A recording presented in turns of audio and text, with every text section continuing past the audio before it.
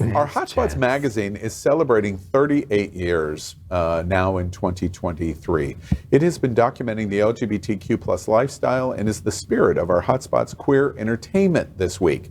And that is sponsored by the Broward Center for the Performing Arts. In the LGBTQ plus community, we always make jokes about size matters. And when it comes to Broward Center, size does matter. The Broward Center for the Performing Arts is the destination of choice for LGBTQ plus South Florida. We talk about it in shows a half a dozen times every week. They are known for their spectacular entertainment in a large variety of performance venues. Broward Center ranks among the top 10 most visited theaters in the world, presenting more than 700 performances a year to more than 700,000 patrons. Broward Center is the home for LGBTQ plus entertainers, shows, Broadway national drag performance, LGBTQ plus choral events, and so much more. And Broward Center supports one of the world's largest gay communities of Fort Lauderdale, Broward County, and really all over South Florida. They support that LGBTQ plus community and our nonprofits unlike any theater in South Florida. And we're excited to tell you in upcoming shows, the rich 2023 of the Q1 season that the Broward Center for Performing Arts will bring to our LGBTQ plus community. By the way, did you know that surveys show that the LGBTQ community participates in live theater performances 2.5 times more often than our straight counterparts?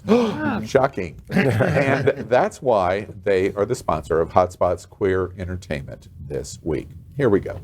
One of the most highly anticipated new series of 2023 is HBO's The Last of Us. It premiered Sunday night. The TV show is based on a video game of the same name. It is set in a post-apocalyptic world in which fungus that takes over the bodies of ants has turned much of humanity into monstrous, bloodthirsty creatures. The action centers around a traumatized smuggler named Joel, played by Pedro Pascal, and the 14-year-old orphan Ellie, played by Bella Ramsey, who he's tasked with protecting on a perilous journey. Ellie is immune to the fungus and represents humanity's last hope of survival. The show is known for its LGBTQ plus inclusion, and Ellie is absolutely crystal clear as queer, as are side characters Frank, played by Murray Bartlett, and Bill, played by Nick Offerman, whose stories reportedly get fleshed out in an episode later in the season devoted entirely to their relationship. Critics are raving about this show. If you don't think there's hope for the world, why bother going on? You haven't seen the world, so you don't know. You keep going for family. I'm not family. No. You're cargo.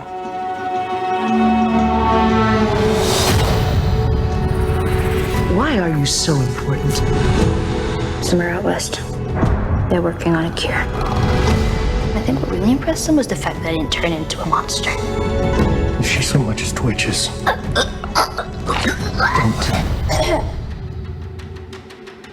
Okay.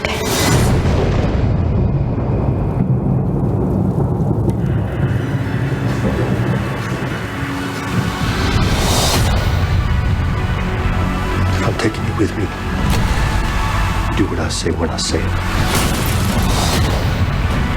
Got any advice on the best way west? Yeah, go east. You've come this far, then you know what's out there. You're not gonna scare us. Scared him?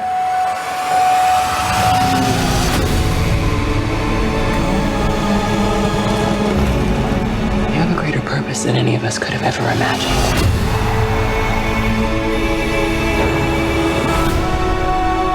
Be careful who you put your faith in. You might not be her father, but you're someone's.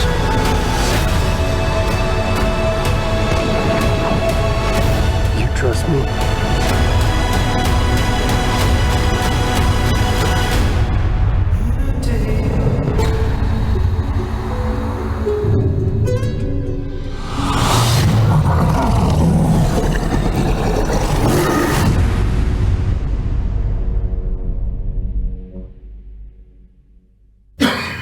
Our Hotspots Queer Entertainment headline of the week. Everything you want to know about HBO's LGBTQ plus inclusive apocalyptic The Last of Us. What do y'all think? HBO presenting. Annie Mame, did we both shiver at the same time when we were coming out of that video? Like it was like, oh my gosh. Anyone else's nipples hard? I'm just I got chills all over. Always Let me hard. see if mine. Anything that says fungus is automatically scary. Then right there. Okay, I'm sorry. I thought that I was helping you with the. Boom. Get Okay. these shiitakes. HBO putting the fun in fungus. Exactly. Could somebody hand me a can of Lysol? That's all I'm saying. I mean, I might have to get HBO Max. It looked pretty good. I would watch it. And here's an interesting thing. Of course, I love the Walking Dead series. I love the new Vampire series at AMC. I'm trying to like the new Witches series, Mayfair at AMC. This is a whole different standard. This is Game of Thrones standard. This is a company that says, wait, we're not only going to do it, it's going to be spectacular. We're going to put the budget into it and our name on it, HBO. And I haven't seen the first episode yet that appeared on Sunday. I'm going to see it. But the reviews, I'm just telling you, I hope I'm not disappointed. But of everything that's happened in this season, I have not seen reviews for anything like this show. So I kind of, watching reviews and doing the research for tonight, I love the fact that it shows, that we all are acceptable. So it doesn't leave one particular party out. Then the inclusion of all the diversity of the characters. We're all coming together as a community to fight this thing.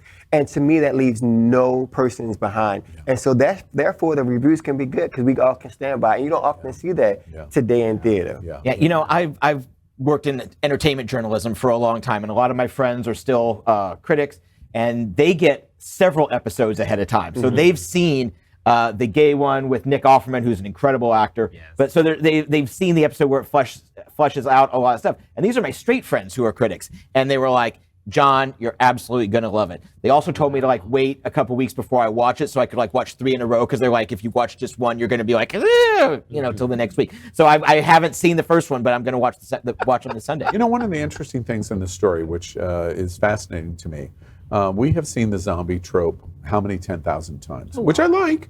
I watched every second of this final season of Walking Dead that happened, and they have 2 new series versions. 3. Thank you. You're right. Of Walking Dead that are being launched. It is a viral infection. You bite, you get infected, you become zombie. HBO in The Last of Us is doing something different, which is fascinating to me. And I didn't know anything about. I'm a sci-fi fan. I'm a horror fan. Fungus. Wait, what? Wait, what? And animals. David in production showed me pictures today of fungus on ants. And how it grows and it mutates. And they take something absolutely going on in our natural world, and then of course take it to the storyline of what they're doing and how it mutates, etc. There's no antibiotics. This is not spread by bite. This is a fungus, which is completely different. And because they are focusing on something that is completely new and different, they get to blaze trails in ways that we go, I haven't seen that trope before.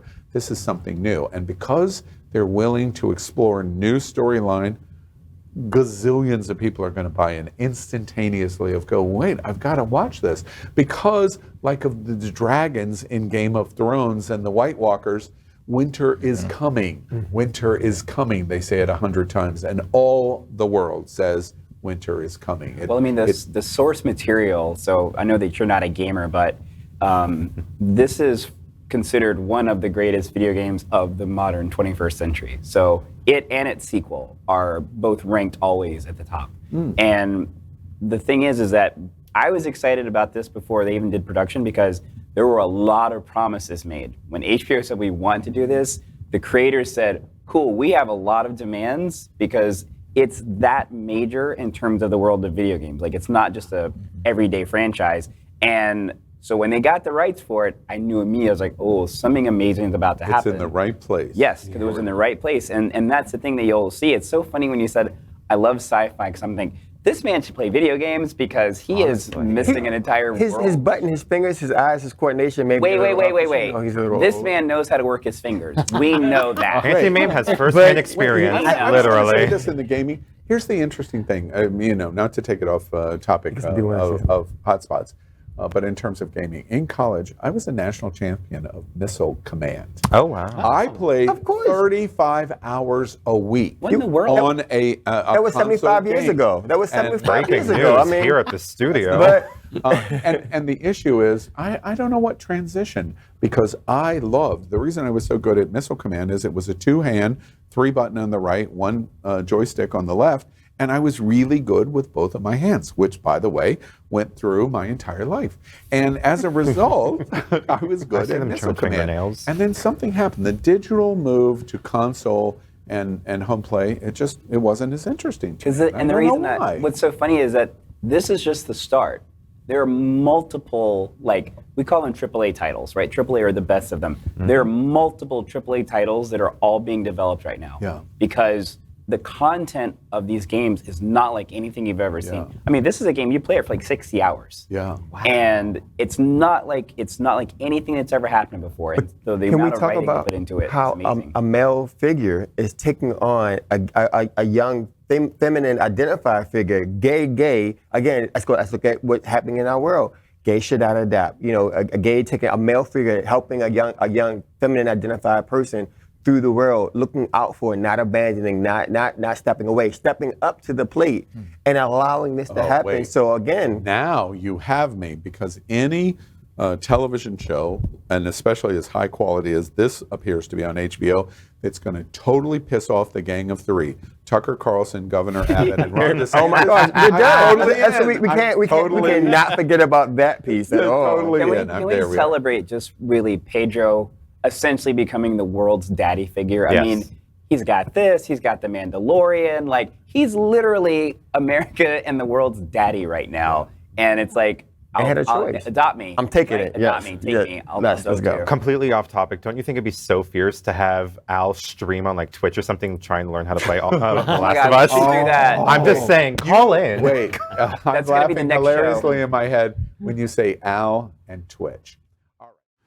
LGBTQ plus news is vital for our community and for the broader world as a whole. We have enough enemies at Fox News. Tucker, Sean, and Lara are loud. We need passionate allies. Happening Out Television Network, Queer News Tonight, and It's Happening Out are literally out of the closet and into the headlines. Our community needs your support. Like this broadcast and subscribe now to ensure the growth of the entire LGBTQ plus community.